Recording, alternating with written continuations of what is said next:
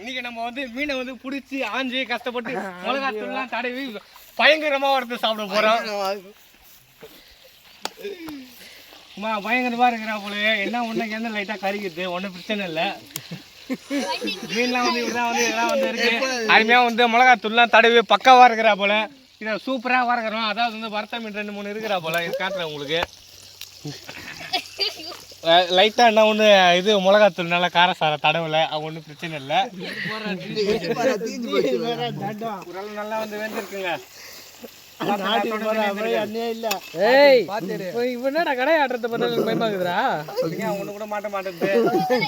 ஓரளவு இருக்கு, நல்லாதான் இருக்கு. கிட்டத்தட்ட பாத்துருவோம். நான் ஒண்ணு ஆயில் தான் ரொம்ப மோசமா இருக்குது, ஒன்றும் பிரச்சனை இல்லை.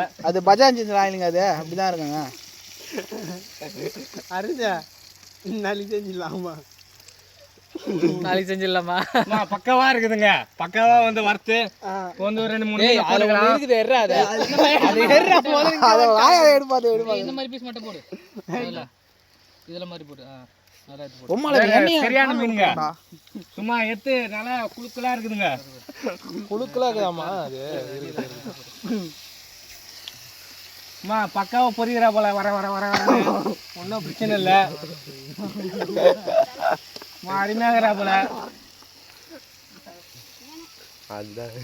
என்ன கொஞ்சம் மோசமான நிலைமையில இருக்குதுங்க, மற்றபடி ஒன்றும் இல்லை. தெரியலடா இதுல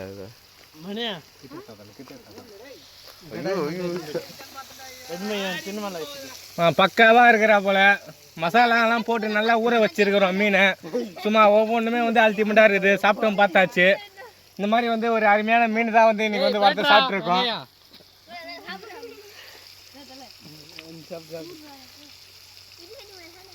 கொஞ்சம் வெந்துட்டு இருக்கா போல இப்போதான். சரி, உங்க சமையல்கார் கோகுலை பத்தி என்ன சொல்ல வரீங்க? அவர் வந்து ஒரு பயங்கரமான குக்கிங் மேன். கிட்டத்தட்ட வந்து ஒரு பிரியாணி இந்த போல வந்து பல விதங்களா வந்து சமைக்கிறாள்.